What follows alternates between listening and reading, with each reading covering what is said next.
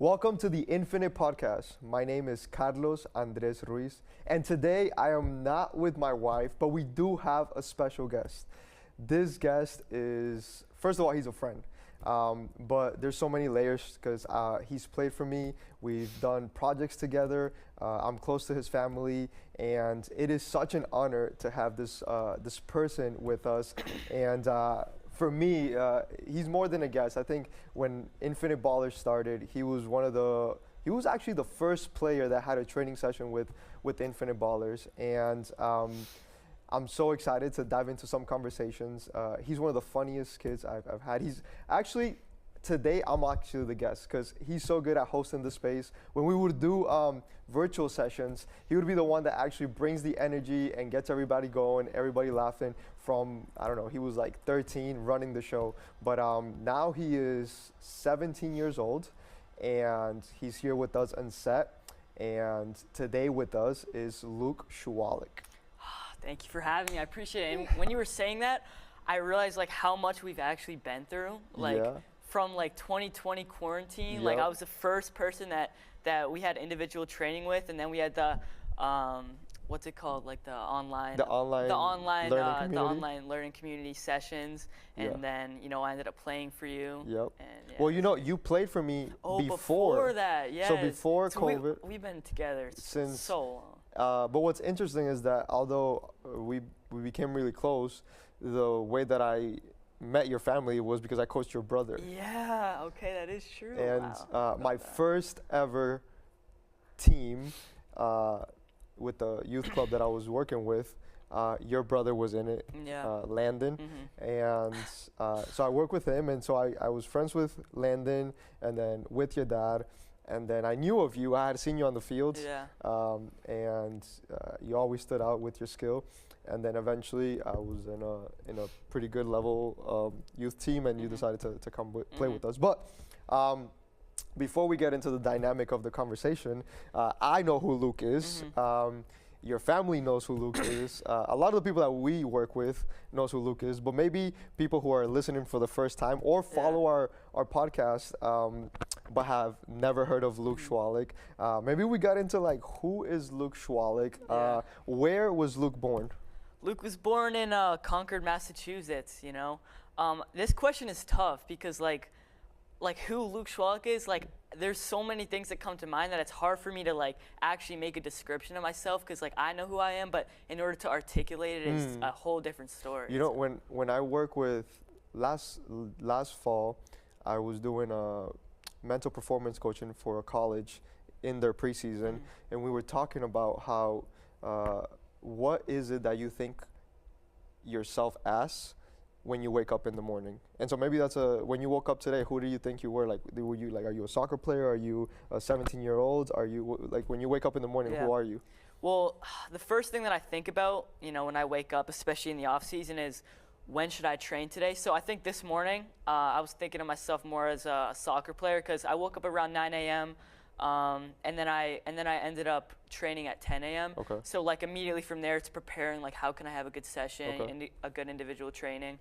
So it's like I'm trying to eat like a soccer player. I'm trying to get in the right mindset. So like how can I work really hard in the next few hours? So this morning, soccer player. Are there any times in your day that you are not conscious of being a soccer player? Yeah, for sure. I mean, I actually saw somebody said this, that the best athletes take the best showers, and it sounds like kind of bizarre, but like once I'm done with my training and I get in that shower, it's like all done. Like you wash all the soccer away, and now you're unlocking a new version of yourself, which is you as a person, you as a family member, as a friend. So I think once I get in that shower, to actually come in here, like I'm not really thinking about soccer as much anymore. I'm thinking about how can I contribute, to the conversation, to our relationship. Yeah, I love that. Do you find that to be easy, or there's some times where like, because for me at least, it's easier articulated than actually done to go in and sometimes like, okay, I have to remove the Infinite Ballers, like, I don't know, the podcast guy, the coach, the guy on social media, all these things, and I just need to be a husband for the rest of the night. Has it been easy for you to go into the shower and come back out as not a soccer player? Honestly, for me, yes, because I mean, I personally love downtime from the game, but at the same time, like there are always intrusive thoughts where it's like maybe you get caught up in the recruiting process trying to think about where you are, like, oh, but like I don't have any like D1 offers, for example. And then I guess in that regard, sometimes there are intrusive thoughts where like you don't want to be connected to the game, but they come into your mind, so you're forced to think about. How do you work with that? How do you do you let them come in and you give them some time, or do you try to just? Honestly, yeah, I let them come in. Like I think it's natural to for your mind to be a little bit concerned and always wanting more. So I just kind of let them come in my mind and then let them pass, because I think it's perfectly healthy, and then just moving on as soon as possible. If I'm watching a show, then I can just like tune my thoughts out and just start watching. What are some of the things that you do when you're not a soccer player? Oh, I mean, I love watching movies. Like I know that sounds so lazy. Do you have a favorite movie? A favorite movie? I actually have a list on my phone of my like top I have like 15 different movies on the list. Just give me like the top 3. Okay, I wasn't gonna go through the list, but I would say give me Forrest Gump. Oh, have you seen that? It's amazing. I saw it a while ago. Yeah, and then recently I watched just like a week ago A Bronx Tale. Have you watched that? No, I have not. It's amazing. You should watch it. Where do I find that one? I think a Prime Video, but you have to rent it, so it comes with a little price. Okay. Third, it's so tough. Who's gonna sneak in this third spot? Maybe give me the Hunger Games series of 4 movies. Yeah. Yeah, I love it so much. Yeah, okay. And then what about shows? Like, do you prefer movies over shows? Yeah, I don't really have the attention span to watch a whole show, like a whole season of show. This feels like a commitment. Yeah, it's too much of a commitment for me. I feel the opposite about movies, but on a one time, because the movie takes 90 to 2 hours, and then I'm like, I don't know that I have that. Really? But an episode that's 35 minutes. Okay, then I can catch it. I can see what you mean. Well, right now I'm rewatching Stranger Things on Netflix. So many people have recommended that, and I don't know. Is it good? I think it's amazing, but why I don't know if you would it? like me. Well, I'm just saying, because it follows like a group of like teenagers, or like even like kids. So like it may be hard for you to like relate a little bit. I know I can definitely relate, because like their childhood was a little bit similar to mine, and like in that sense. But yeah. Let's talk a little bit about. Let's go back to soccer. Yeah. I wanna dive in. Although I hope you showered today, but we're gonna go before you shower into the mind of Luke, the soccer player. Tell us a little bit about what your journey has been like as a soccer player. You're still young. You're still 17. At what age did you start playing soccer? Yeah, I mean, it's been a long journey. I started when I was 4 years old, though. 4? So yeah, it's been long. I think that's usually like a common age to start, but I mean, it's been such a long journey. Like growing up, like I played on like every club there was in Massachusetts, because like one year I'd be here, and then I would move to the next club and next club. And actually, since going to, well, we'll get to this later, but the last team I was on was the only team that I ever stayed on for more than 2 years. More than 1 year. So more than 1 year. Yeah. So all of every year of development, you've been in a different team. Yeah, pretty much. Yeah. Why? It's been crazy. I think I always I guess I've always been wanting like change in my life. I think it's important that like you can come into a team and then like do what you got to do, like get what you can from it, develop, learn from these new people, and then move on, and then get outside your comfort zone, and then have to work with 20 other new people, and a different coach, having to prove yourself, and also sometimes it just comes down to like maybe this team's closer, like there are those factors too, but like being able to, like I've got to learn from so many different people, like I have so many friends because I've been on so many different teams. Yeah, you've had so many coaches, and so many teammates, which I think one of the beautiful things about soccer is it almost forces you to interact with different humans, and one of the biggest pillars in our podcast is relational intelligence, and I don't think that when we talk about relational intelligence is necessarily to show that like we know and are the gurus of relational intelligence, but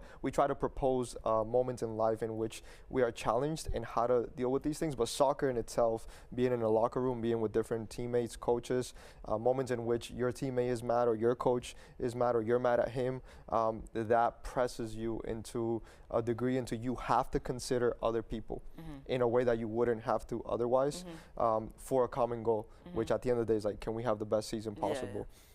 Can you think out of your at 4 to 17, that's what 13 years in your 13 years of being a soccer player, what's the first memory that comes to mind if you could share with us? The first memory Just of my like, entire career?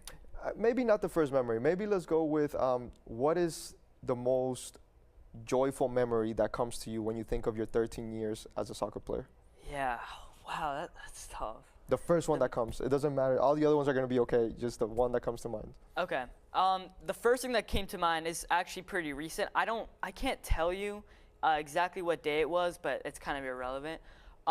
It was a scrimmage at Chwalek St. Mary's, the last team I was on. And one thing that I think I learned that our coaches really instilled in us is that if you, as a collective group, as a team, or if you're working for the team, the individual success will come. So that's something that they really instilled in us. And I think one moment for me that was just so joyful and like we really all learned at the like collective time is I think it was just like a scrimmage, like 11v11 scrimmage. So we're playing each other, but like the team that I was on, like we're all like working so hard. And when somebody wins the ball, like we're all like saying, like cheering them on, like let's go, if somebody makes a great tackle. And it was that moment where we're like, wow, like we're all playing for the team and somehow the individual success is on a whole different level. So we're all like so pleased with not only how we're playing, but because we're like absolutely dominating like possession, shots, etc. Yeah. It just makes it that much more fun. The fact that everyone is enjoying it. You know what I'm saying? Do you remember, I don't know, the end of that scrimmage or? I don't, honestly, but. Is there a specific moment of that scrimmage that like you can like relive or like just come into mind? A specific moment?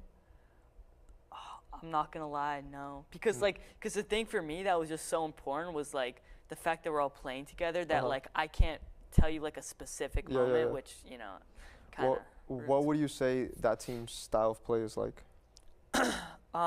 Just really like quick passing and like when we come out of the back, it's like I'll check in as like a 6, just so I can pass it back, and then I bring the defender, and then somebody else in behind in a different pocket is now open, and then I run off my man, and then he sets it, and then I'm playing out to the winger. So it's just like very fluid, like we're working off one another, if that makes sense. Okay. All right. So a joyful moment is a time when your team synchronized and then the individuals started to play better. Now think of a frustrating moment. Like what has been one of the most frustrating moments in your 13 years as a soccer player? Yeah, I mean, the first thing that's coming to mind is this past spring season.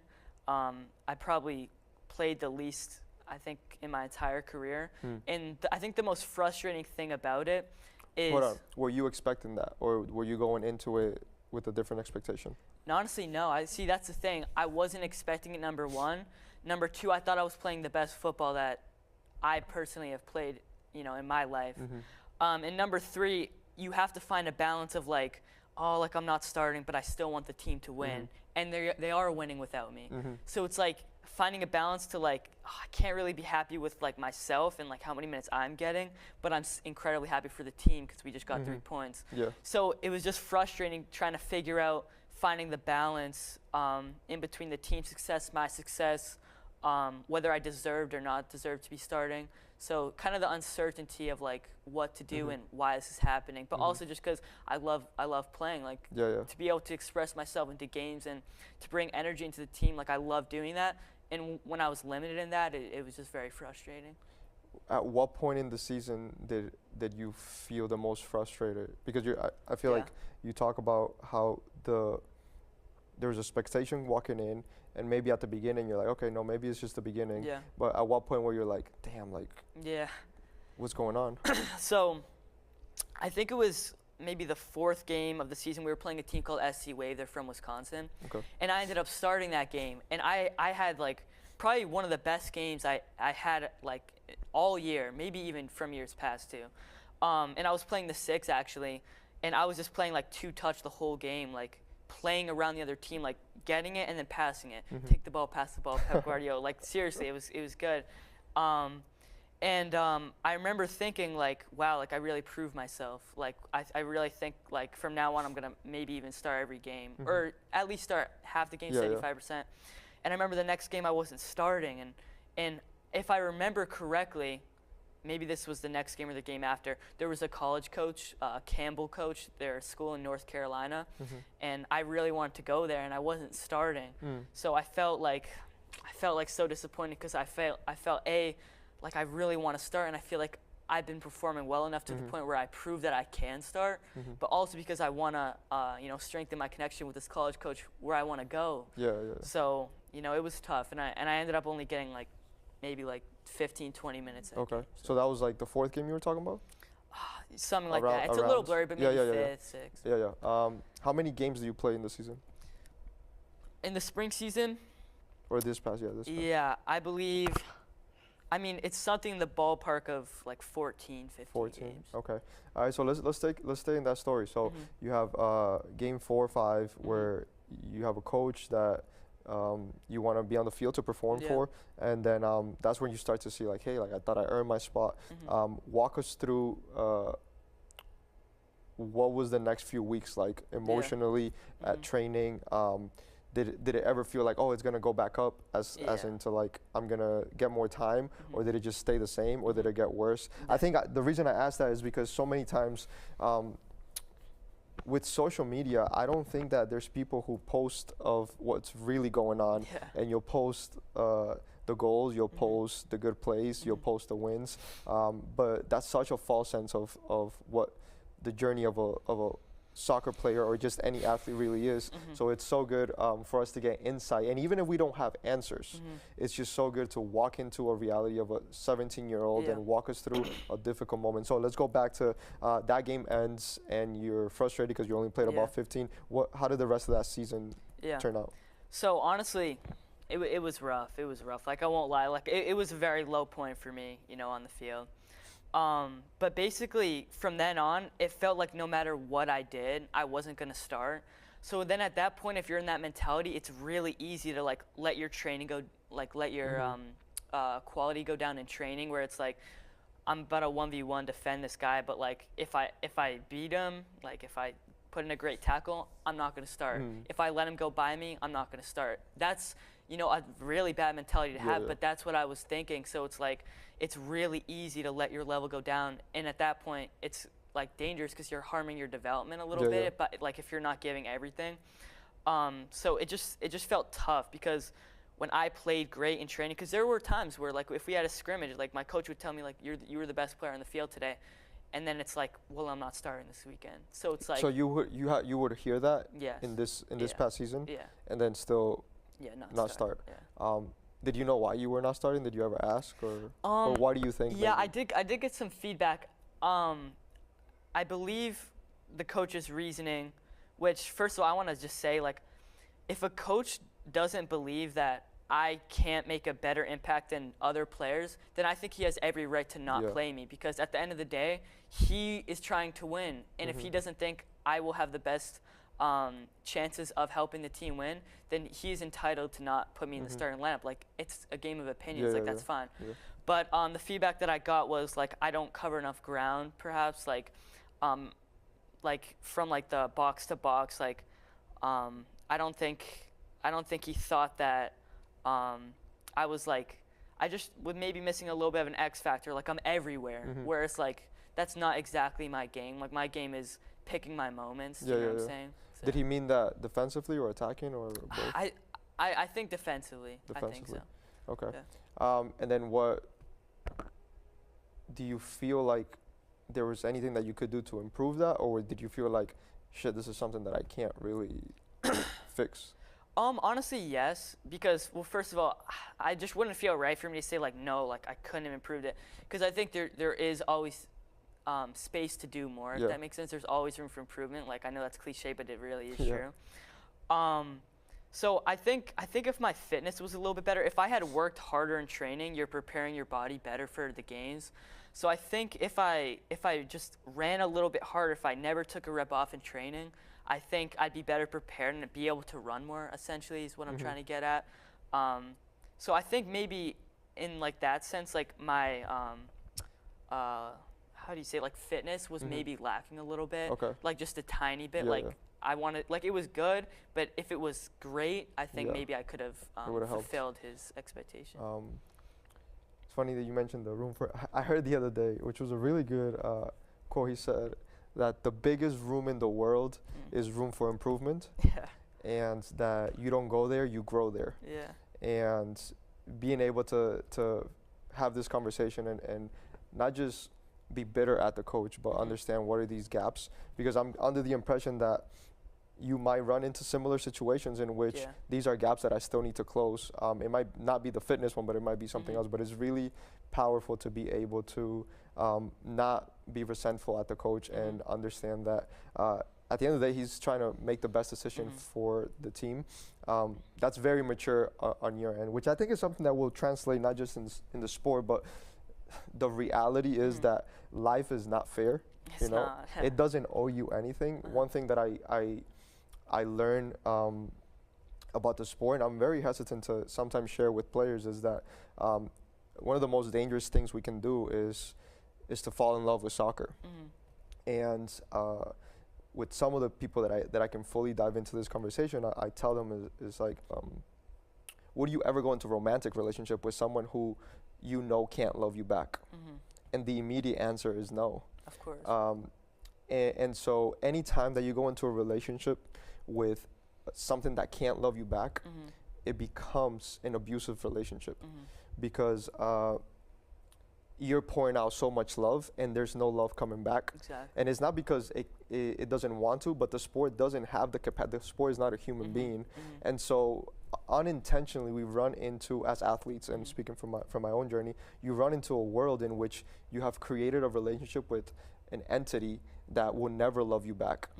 But we confuse our best moments with, oh shit, soccer does love me back. I started, I won a championship, I got recruited. You think that that's the exchange of love coming back, but that's just a result of some of the work that you put in. And then a week later, you could be injured or not starting or cut. And then you're gonna feel like it's the sport that now is not loving me, but the sport has absolutely no feelings. And so the power of understanding that it's very dangerous to fall in love with the game. And when you ask any youth player, like, do you love soccer? And the first thing they'll say is, yes, I love soccer. But I don't know that you can love something that doesn't have the capacity to love you back. And that's one of the most dangerous things. When you look at like case studies of relationships, of abusive relationships, it's like a drug. So it's I guess it also works in business in the sense that the side of the negotiation that cares less is always in control. And so that's good. And It's really good. Wow. And so if we're trying to negotiate something and you could care less whether this happens or not, then I'm like, no, please, let's make it happen, right? And so that's the same scenario with soccer. Soccer cares nothing about you, so we become so intoxicated by it, and that's why we go to the soccer field. The soccer field doesn't come to us. We go to practice. Practice doesn't come to us. We go to games. Games don't come to us. And these are all evidence of a very toxic relationship that if we don't step back and identify that, then it can be really unhealthy as we continue to develop and we think that the world or soccer owes us something. Nothing owes us anything, right? And that's when the richness of the humans inside of all these environments come out, because it might have been a horrible season, but there was one person that I knew I could go to. It might have been a horrible soccer career, but there were several coaches or several teammates that are going to outlive my soccer career. But I just point that out because it's moments in here where you can identify that soccer isn't fair, but the reality is like life isn't fair. And being able to know that, okay, if these entities aren't, the next call to action is, how do I find the people? Because the only thing that can love you back is people. And so being able to find the coach, the friends, the parents, the girlfriend, the brother, they actually have the capacity to love you back. But that's just a little bit of the point of view that I think would be really healthy for all athletes, not just you, but anybody listening in these moments. Rewind. Wow, that was powerful. That was good, though. Do you have anything to comment or share with that? I'm a little speechless, but no, seriously. When you say that was powerful, why? Yeah. Why do you say that? Because it's just like a mentality / like way to look at it that I've never heard before, and like to really like analyze like you're loving something that will never have the capacity to love you back and will never love you back is just like, it sounds like, why would you ever do it? So the fact that like so many of us are actually tied into some of these like relationships, it's powerful to look at, and like realizing what's really important at the end of the day is like you said, like the connections and the people that that follow along with it too. So yeah. And I've created I call it the motivation matrix when I walk into spaces to help with mental performance, and I've created a triangle that it's what and why. And we all have, for example, I like to give the example of the Argentinian national team. Like the Argentinian national team is like their what in the World Cup was to win the World Cup. And just about every team has that what when they go into the World Cup. And then you have the why, that's like being in the World Cup and winning the World Cup is the dream of every soccer player from when they are little. But there's something about when you talk about motivation that the who has a disproportionate amount of stimulator. And the who works so well because even if you think about, let's say you think about the worst class, you hate this class, it's the most boring class you've ever taken, but you put your best friend in that class. It changes something about it, And so the who has the power to change the space. And I think, at least in my opinion, in the World Cup, you put Argentina and France. And for me, like per player, France has significantly more market value players and skillful players. And Argentina's not that they don't have them, but I don't think that player by player, they would start at the biggest clubs. But they had a who. They had a who that if this who won it, his legacy would outpass the totality of the sport. And so in the difficult moments, Argentina was going to have a advantage motivationally in a way in which France may not, because they didn't have a who, And so there's something about a who that disproportionately gives you almost an edge. And I remember, this is the last story I'll tell before we dive into more of your stories, is that when I was, I think eighth grade, no. When I was 8 years old, I remember I saw my mom crying in the couch because she got fired. She was pregnant and she was undocumented. And I remember that image really hit me in a way that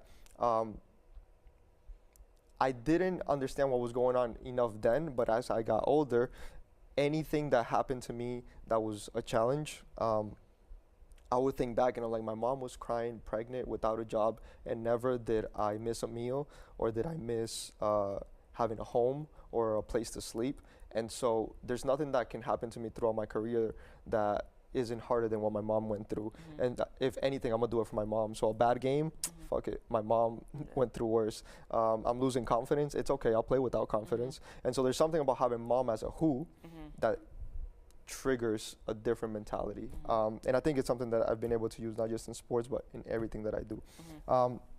Let's go back to this season for Luke Chwalek and a bit of a difficult season. We stopped at the fact that you were having a difficult time being at your best because you didn't know if your output in a training session would actually translate into playing time. Okay. Then what happened as the season continued? And then it was just pretty plateau from there. I only ended up starting one more game for the rest of the season, and it was in the most meaningless game of the season too. Because it was like a bad team or a tournament? It was the MLS Next Flex tournament in Maryland. And Flex tournament? Yeah. These names kill me. I know, right?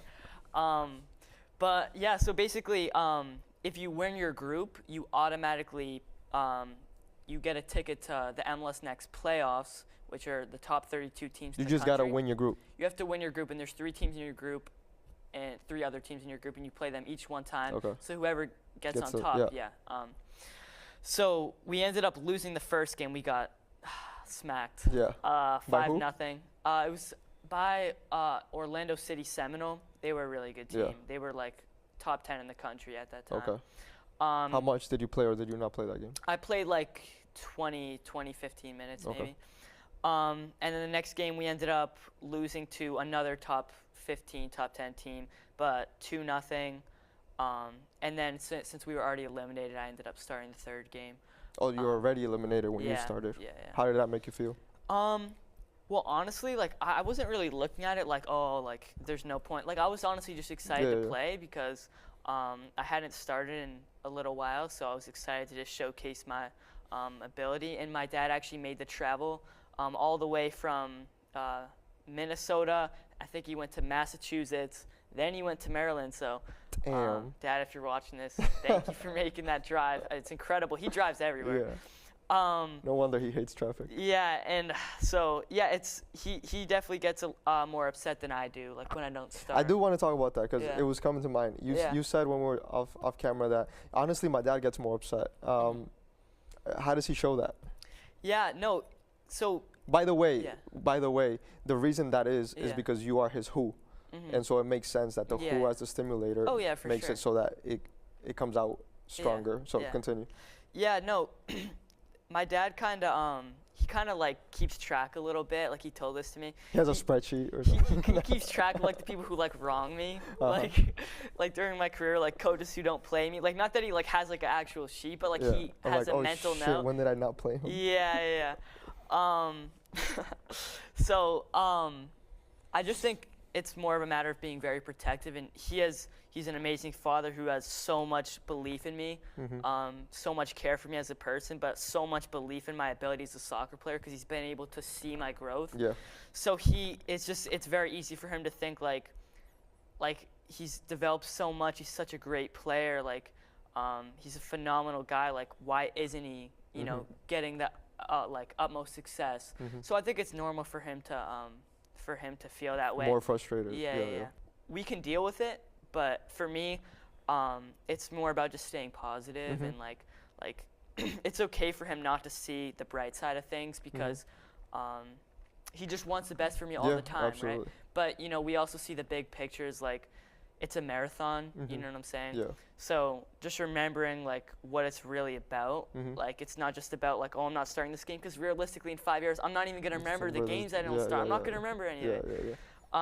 You know, and I've talked to him about that, and he recognizes that, you know, it's a marathon. This game, it's not that important. Like, obviously we're upset, but it's okay. Yeah, and so he went all over the place to watch the games. Seriously, was this the last game of the season? The one that we were just talking about?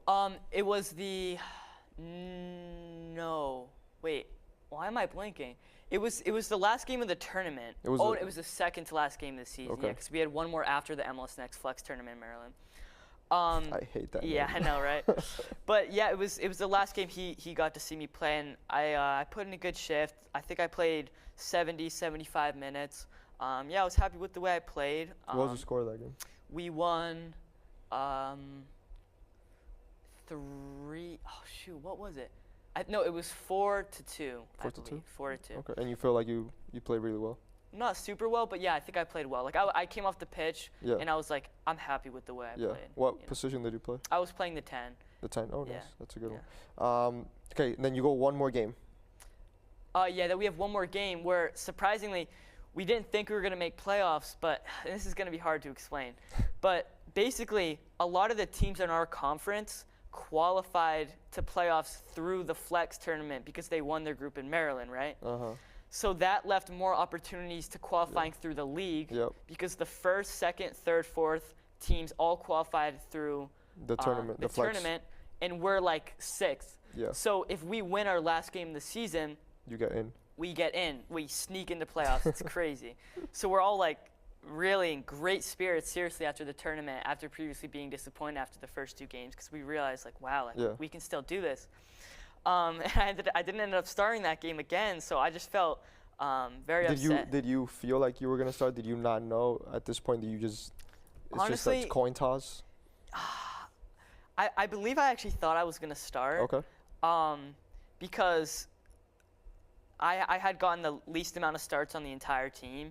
And I thought with my previous performances, I mean, I've been thinking this all season, but I really thought that it was enough to start in an important game. Like, I played a good game last game, too, so I've been in good form. And coming off the bench in the first two games in the tournament, I did well, too. So I've been in good recent form. But yeah, so I expected to start. I did not start, and we ended up losing. Talk to me about the moment in which you found out that you were not going to start. Yeah. So before every game, this was an away trip. It was in Chicago. Okay. Playing a team called FC United.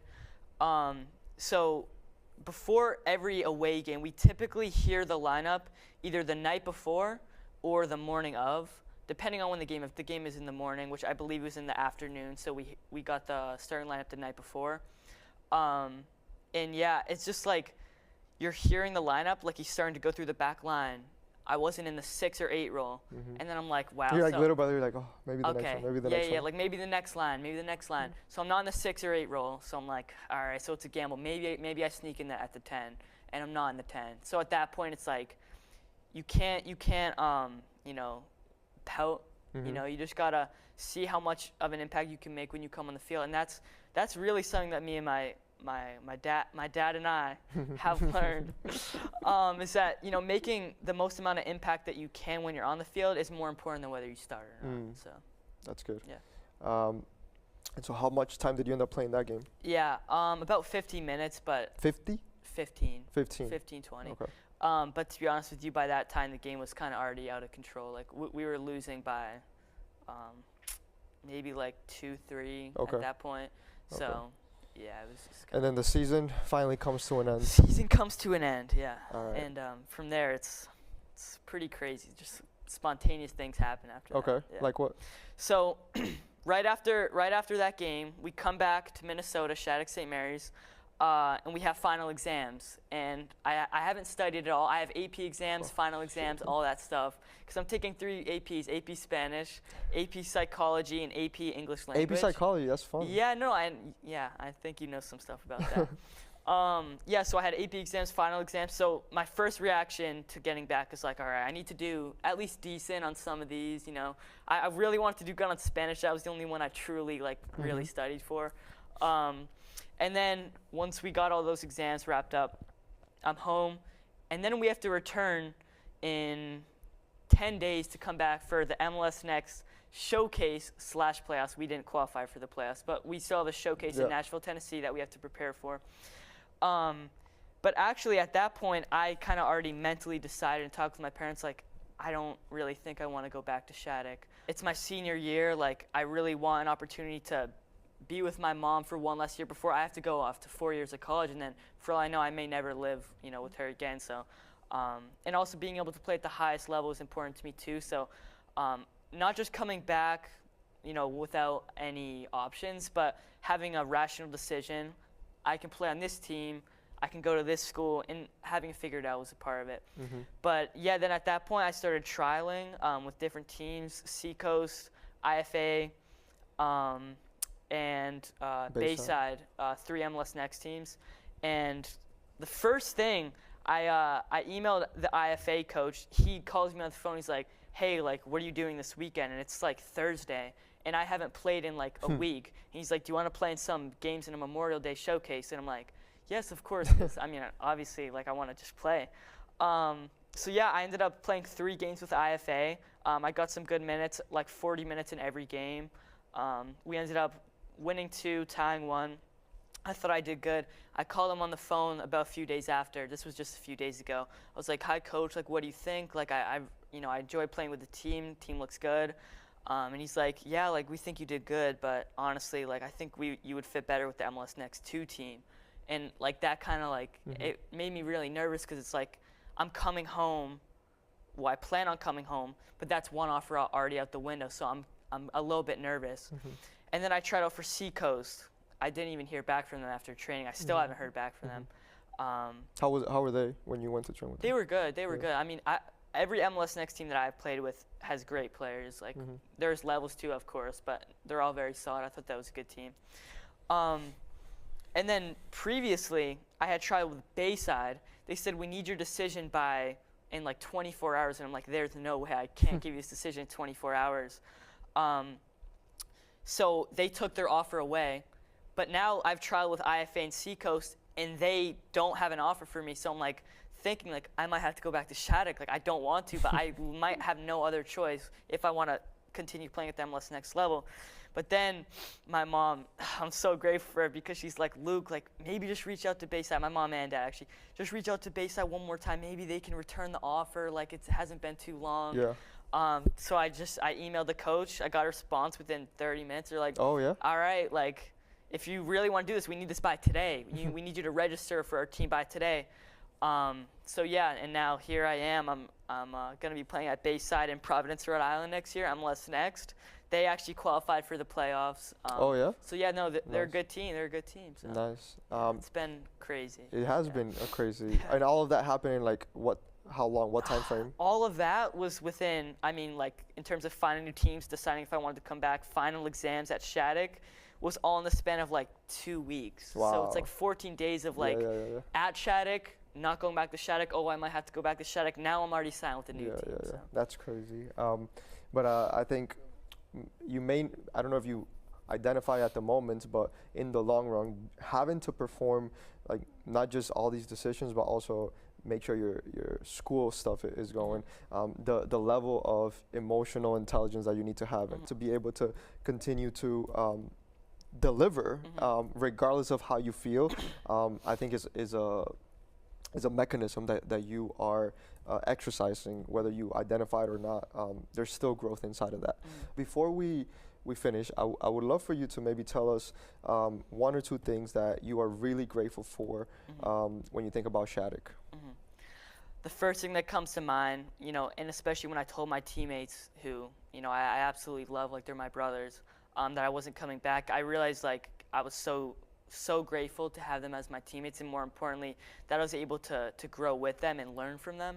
So the first thing is definitely like the people, being able to learn from that.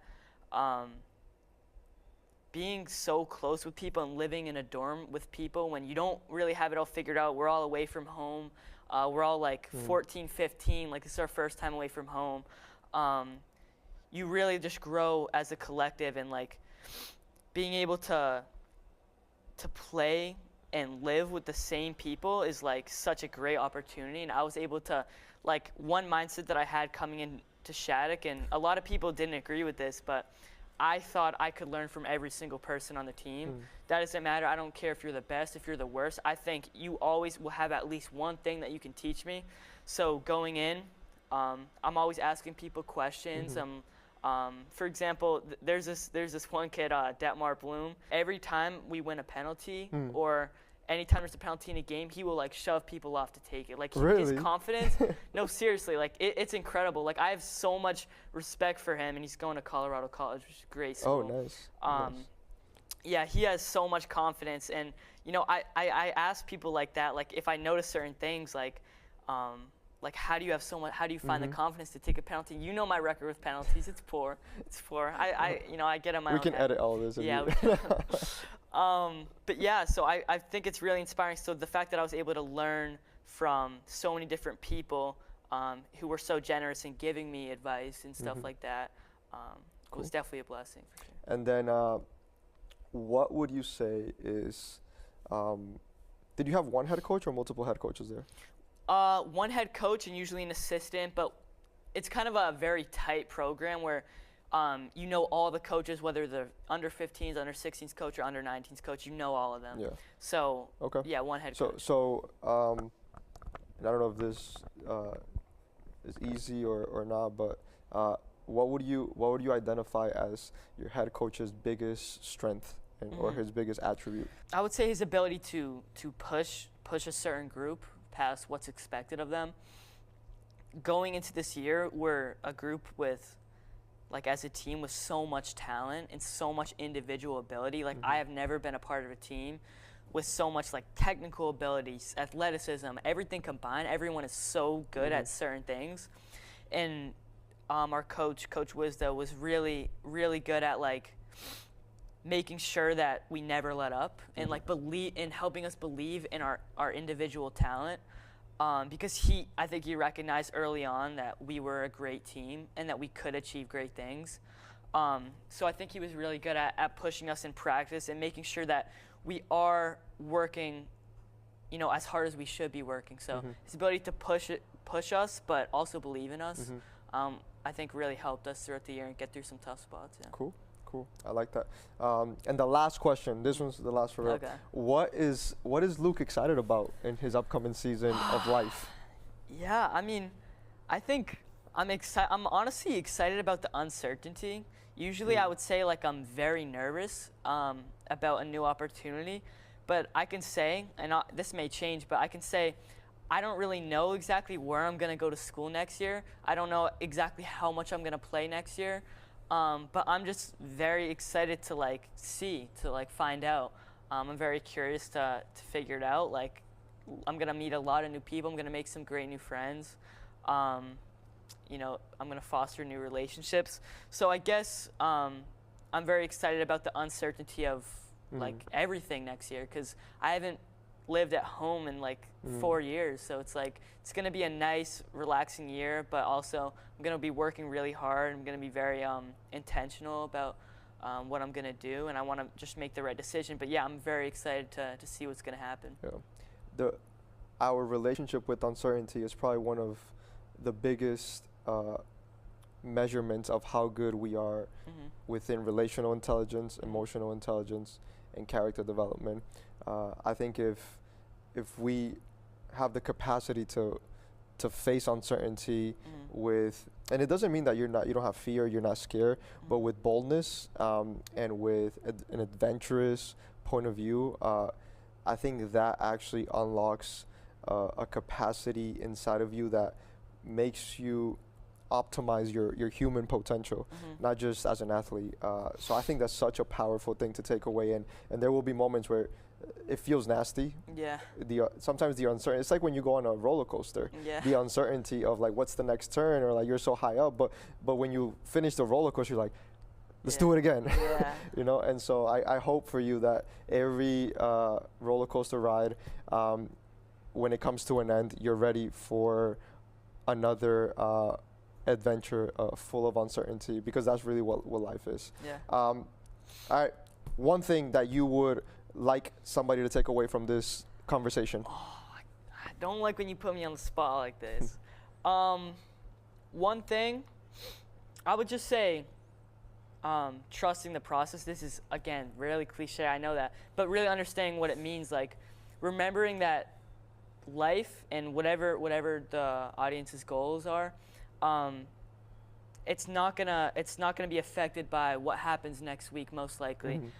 So just remembering that if you keep going, keep persisting, I think they're really gonna take off just as people. So just remembering that if one bad thing happens, that it's so much more.